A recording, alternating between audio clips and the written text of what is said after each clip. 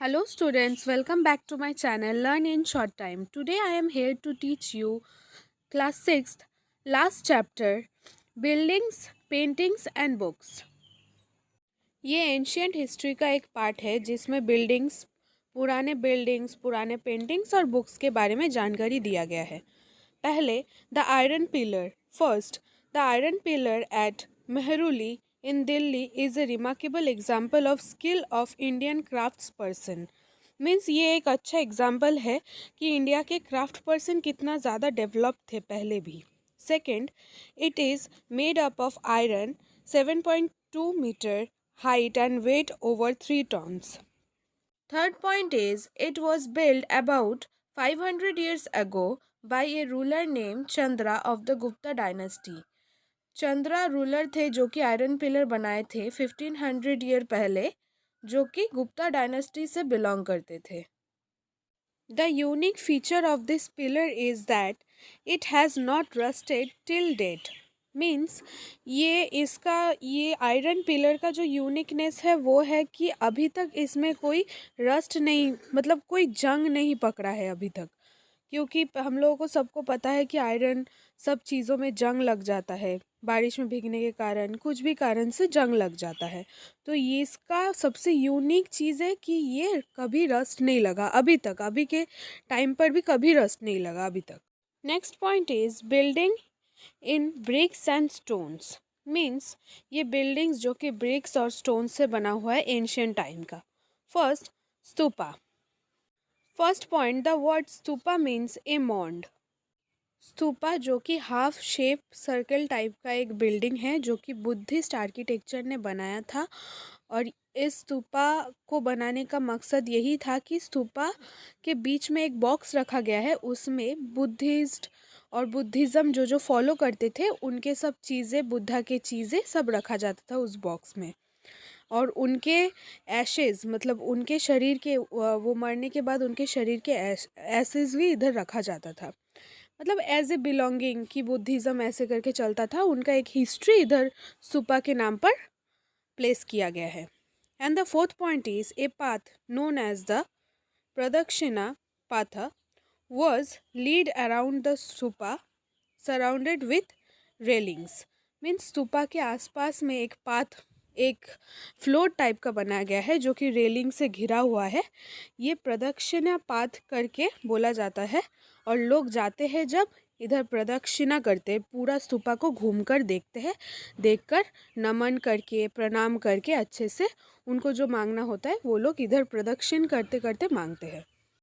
So students, हम लोग अभी तक जो पढ़ रहे थे ये सब बुद्धिज़्म के बारे में था और अभी हम लोग हिंदू टेम्पल्स के बारे में पढ़ेंगे. First, deities such as Vishnu, Shiva and Durga were worshipped in this shrines. Means in ये सब पीरियड में जब बुद्धा आए थे, जब महावीर आए थे, हाँ, तब हम लोग का जैनिज़्म भी, वो जो धर्मा था, बहुत स्प्रेड किया था, जो कि इन डाइटीज़ के बारे में था, Vishnu, Shiva and Durga. Second point is the most important part of the temple was the room known as the garbhagriha. Means ये जो भगवान थे इनके सबसे इम्पोर्टेंट, टेम्पल के सबसे इम्पोर्टेंट पार्ट थे गर्भगृह, जहाँ पर इन भगवानों का मूर्ति रखा जाता था. Where the images of the chief deity was placed. Means जहाँ पर इनका मूर्ति रखा जाता था. Third point is often a tower known as the Shikhara was built on the top of the Garbhagriha to make this out as a scarped place. Means इधर कहा गया है कि जहाँ पर भगवान रहते थे, मतलब भगवान की मूर्ति रहते थे, उसके ऊपर एक बड़ा सा थोड़ा टाइप का टावर बना रहता था, मतलब थोड़ा हाइट का, और उस घर को हम ज़्यादातर गर्भगृह बोलते थे. और उस टावर को बनाने का मतलब है वो शिखर है, मतलब वो मेन जगह है मंदिर का. And the next point is most temple also had a space known as the mandapa, a hall where people could assemble.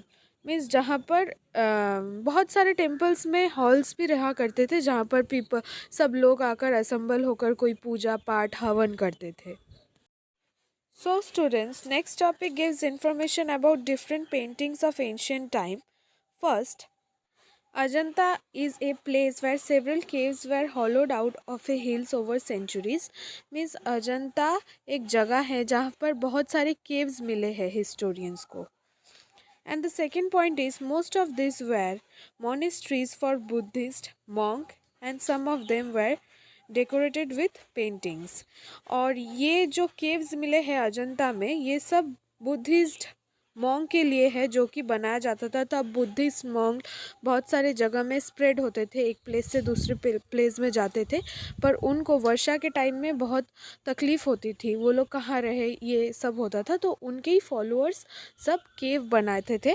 तो केव बनाकर वो लोग उधर रखते थे, मॉन्क्स को रहने का जगह बना दिए थे.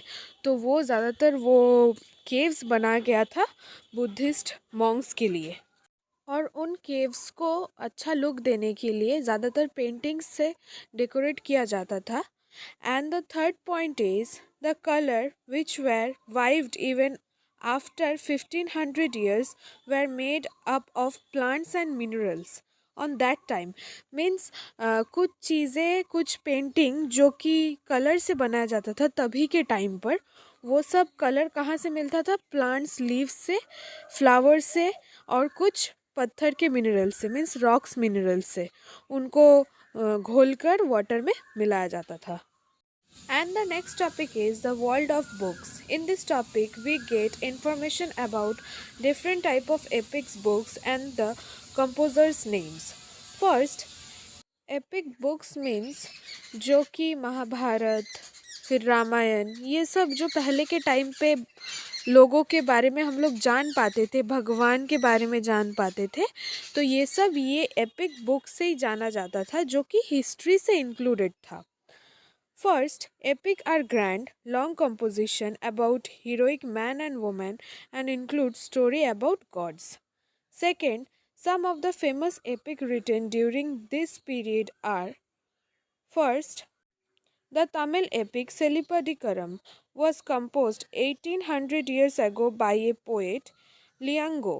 He was a Chera prince. Means इधर कहा गया है कि ये जो तमिल कॉम्पोजिशन था एपिक बुक्स, ये चेरा डायनेस्टी के प्रिंस ने लिखा था. And the next point is Manimekalai is a Tamil epic story which was composed by Sattanar. He was a Buddhist monk and it was composed about 1400 years ago. ये जो एपिक स्टोरी है ये compose किया गया है एक बुद्धिस्ट मॉन्क के द्वारा जो कि 1400 years ago.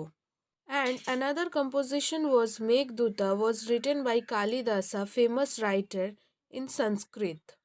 मेघदूता जो कि कालिदास ने लिखा था और ये बहुत फेमस राइटर थे और इनके लिखे गए बुक्स के नाटक भी बनते थे. मीन्स सब पहले के टाइम पे नाटक करते थे तो ये भी बनता था इनके रिटन बुक्स से. Another topic is recording and preserving old stories. Means जो ओल्ड स्टोरीज थे रामायण महाभारता उनके बारे में कुछ इधर इंफॉर्मेशन दिया गया है. Valmiki was the author of Ramayana. Means Valmiki जो थे वो रामायण लिखे थे. Purans contained old Hindu religious stories about god and goddess which were written in simple Sanskrit and were meant to be heard by everyone. Means Puranas में Hindu god और goddess की stories भी लिखा हुआ है. और next point is Mahabharata and Puranas were compiled by Vyasa. Means Mahabharata और Purana compiled करके एक बुक बनाया गया था जो कि वैस ऋषि ने बनाया था.